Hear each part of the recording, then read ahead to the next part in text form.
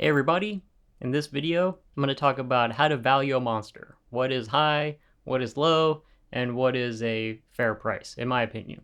To begin, you have to know who your buyers are. And I can think of 4 different types of people who are going to be your buyers.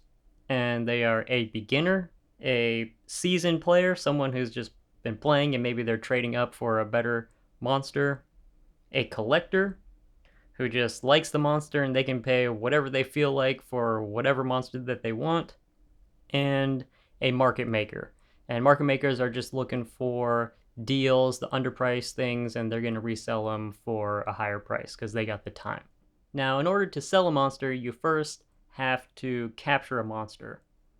And every monster, type of monster, common, uncommon, rare, epic, these cost different amounts of energy. And energy is 1,000 energy is equivalent to 1 coin. And like 100,000 energy is equivalent to 100 coins, and a million is 1,000. So I'm just going to be talking about how many coins it costs to capture the monster because I think it'll be a little more straightforward and easier to talk about.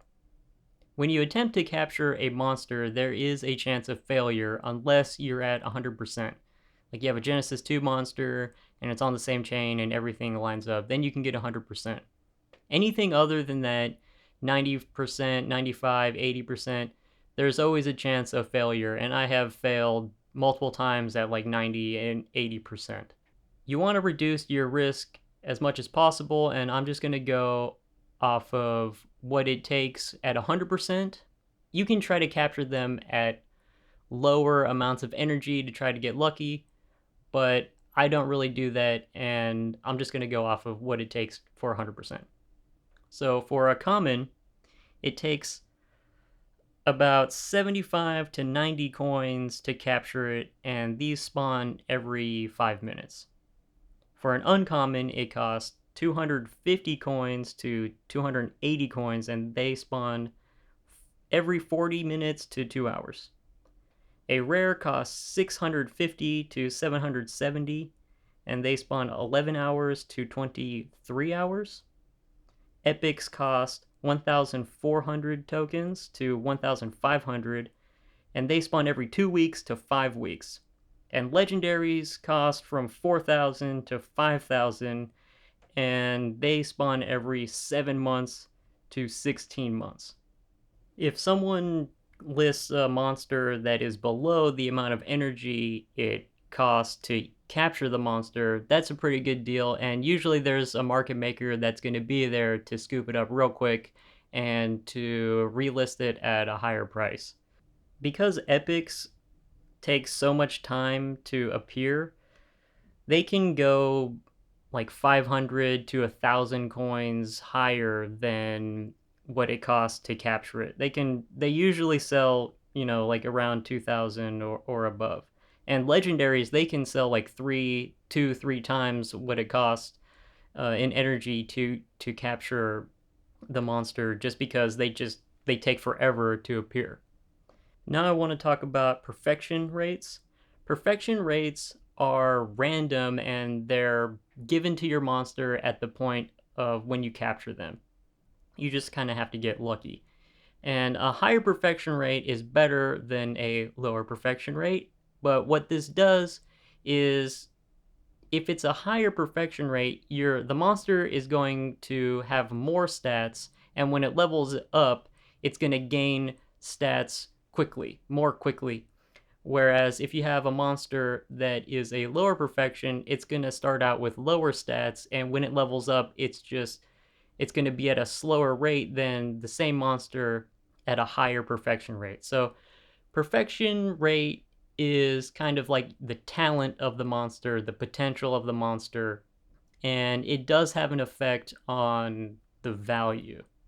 Going to the marketplace and looking at previous sales is a good way to find out what the current market price for monsters are going, and it kind of will tell you what the market is doing. How is it hot? Is it cold?